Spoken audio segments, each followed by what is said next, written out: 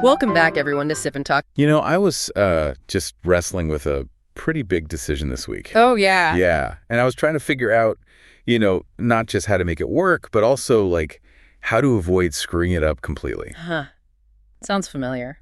It actually got me thinking about what we're diving into today. Well, that's a perfect lead-in, because today we are looking at something I think is super practical, but maybe often misunderstood. It's positive thinking versus inverse thinking. Ooh, interesting. Yeah.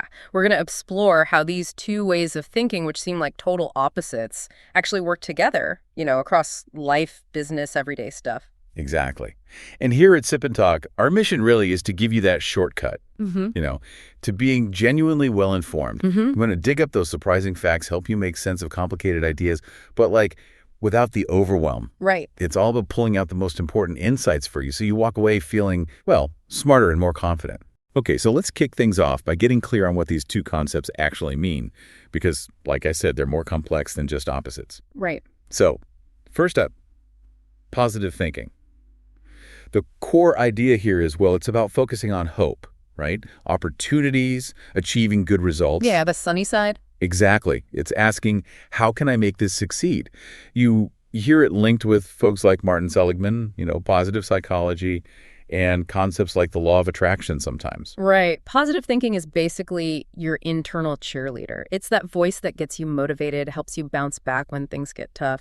It really encourages that self-starting energy. Yeah, it gets you excited. It gives you the guts to try something new. Totally. Okay, then we flip it. We've got inverse thinking, also called reverse thinking, sometimes lateral thinking. Okay. This one's fundamentally different. Instead of aiming for success, it kind of tackles problems by looking at them backwards or from the negative outcome. So how does that work? Well, instead of how do I win, you're asking, how could I totally fail? What are all the ways this could go wrong? And then, crucially, how do I stop that from happening? Oh, okay. That's where it gets really useful, I bet. Exactly. It's famously linked to really sharp minds like Charlie Munger. He always pushed this idea of inversion in business. Right, the investor guy. Yeah. And it's also got that Einstein vibe, thinking outside the usual box. It's amazing for problem solving, spotting risks you didn't see, and sparking genuinely new ideas. Things you might miss if you're only focused on the yay success part. Precisely. You could think of them maybe like two different camera lenses. Each one shows you something unique about the situation. Okay, I like that analogy. Positive thinking is your wide-angle lens, right? Shows you the big, hopeful picture. All the possibilities, essential for setting your vision. And inverse thinking, that's your macro lens, zooming right in. Exactly. Zooming in on the tiny details, the potential cracks, the things that might break later. It forces you to deal with them before they blow up. The surprising thing isn't really that they're different, but maybe how often we lean on one without the other. And that leads to, predictable problems. That's so true. They really need each other. They complement each other. Absolutely. So let's dig into the strengths of each one and why just having one isn't really enough. Okay. Positive thinking obviously has huge strength. It builds confidence. It gives you hope. And that is absolutely crucial for resilience, right? For bouncing back from frustration. Oh, for sure. It's the spark plug. It gets you moving and keeps you going. It can even create that, self-fulfilling prophecy. Yeah. If you truly believe you can do it, you're way more likely to put in the actual work. Starting a business, positive thinking is what gets you through those first tough months, believing I can do this. Definitely. And that's where inverse thinking comes in to make your plan stronger. Yeah. Its power is in helping you find blind spots, potential risks. It stops you from making the same mistakes over and over. Right. Learning from failure. Exactly. It breaks you out of those usual thinking patterns, leads to really innovative ideas sometimes. It makes your optimism, more practical, more grounded in reality. So instead of just asking, how can I make customers adore me? Which is a good positive question. Right. Inverse thinking flips it to, what things would make customers absolutely hate dealing with us? Yeah. And that instantly highlights potential problems like maybe terrible customer service or confusing pricing or, a really buggy website, things you need to avoid. It helps you dodge those bullets early. And this brings us to a really important point, the danger of toxic positivity. Ah, yes. I've heard this term. It's where too much positive thinking actually becomes harmful. It can make you avoid facing real problems, kind of escaping into a fantasy land where everything's fine. Ignoring the tough stuff. Exactly. The philosopher Nietzsche even warned about this. He basically said positive thinking without understanding suffering just becomes like naive self-deception. Wow, that hits hard. It's like wearing super thick rose-tinted glasses. Yeah. And you can't see the massive pothole right in front of you. Has that ever happened to you? Where pure optimism kind of led you off a cliff? I know it has for me. Oh, definitely. We've all been there, I think. And that's precisely why bringing in inverse thinking is so vital. It helps build real psychological resilience. Meaning the actual ability to face challenges head on. To acknowledge, yeah, this is hard, this hurts. There are setbacks, but still finding a way through instead of just pretending they don't exist. Okay, so how do we actually do that? Like practically combine them? Let's walk through maybe a model, like dual track thinking. Love it. Okay, so step 1, setting a goal using positive thinking. This is your dream phase. Visualize the awesome outcome. For instance, I want to build the most amazing dessert shop, lines around the block every weekend, people raving about it. Sounds delicious. Okay, step 1, dream big. Now what? Now, step 2, inverse examination, predicting failure. This is where you deliberately get a bit negative, but productively negative. Ask, okay, how could this amazing dessert shop completely fail? Right, the pre-mortem. Exactly. And you list everything. Bad location. Check. Boring products. Maybe. Terrible customer service because we're too busy. Costs spiraling out of control. Yep. You think about all the worst case stuff. Okay. Painful but necessary. Totally necessary. Yeah.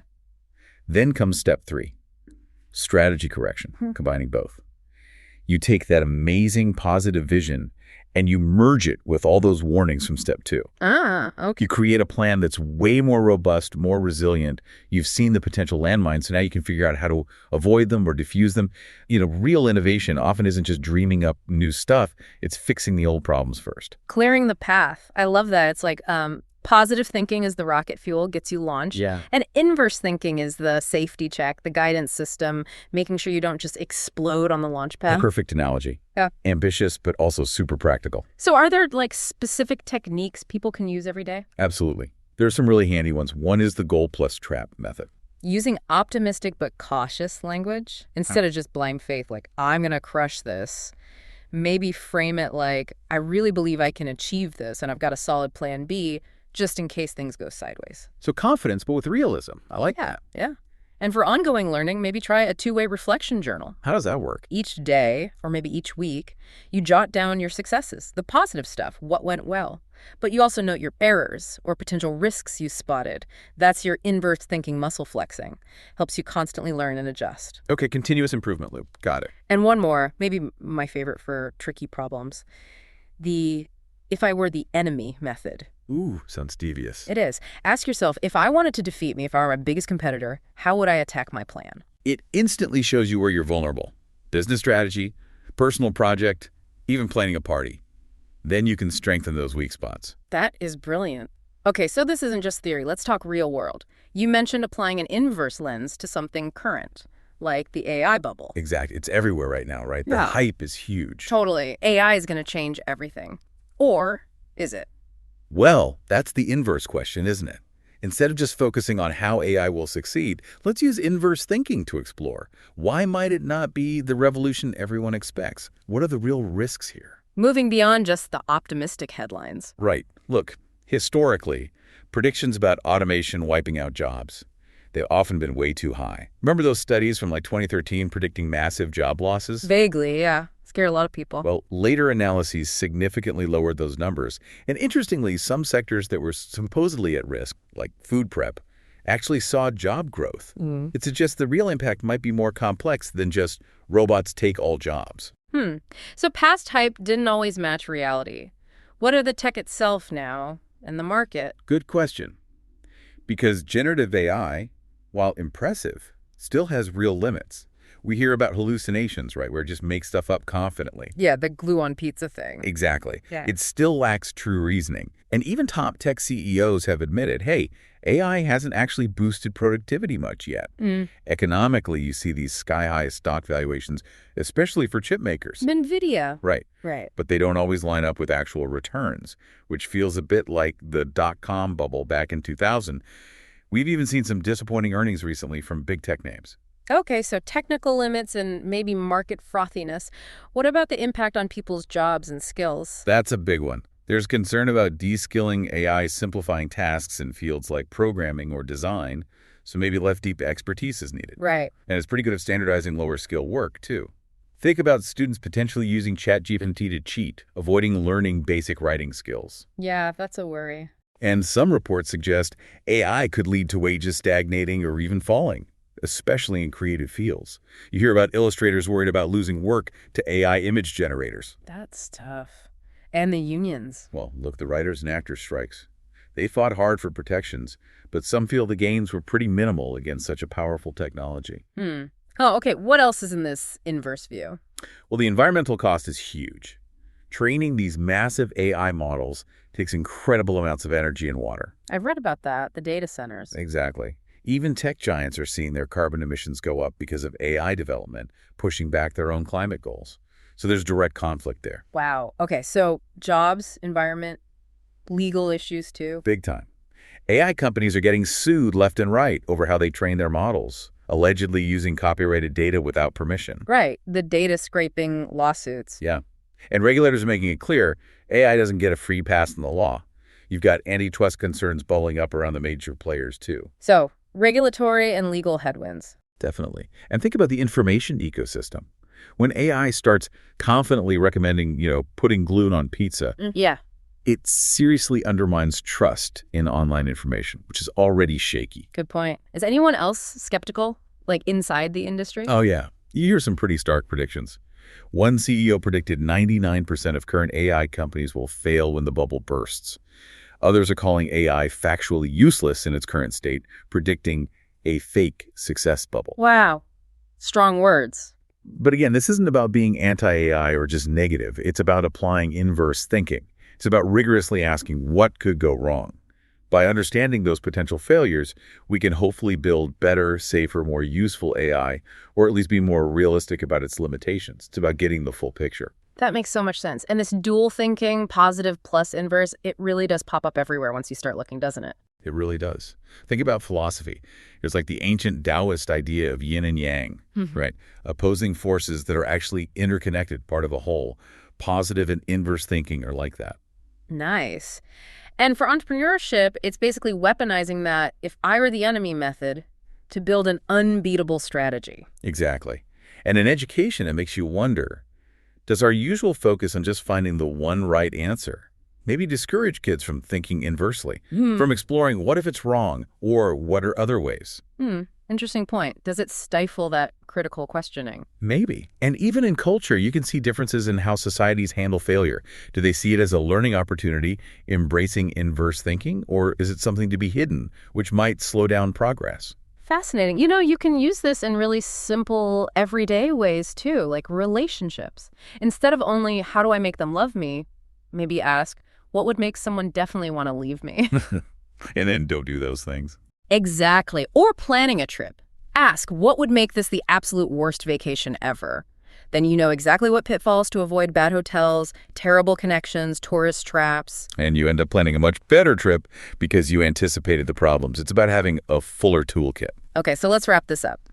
The main takeaway today isn't really choosing between positive and inverse thinking, is it? Not at all. It's about making them work together. They're two sides of the same coin, really. Both essential tools. Right. Positive thinking gives you the courage to dream big, to shoot for the moon. Yeah. While inverse thinking is the reality check, the safety net that stops you from, crashing and burning when you hit turbulence. Well put. A truly mature thinker, I think, knows how to hold both hope and healthy doubt at the same time.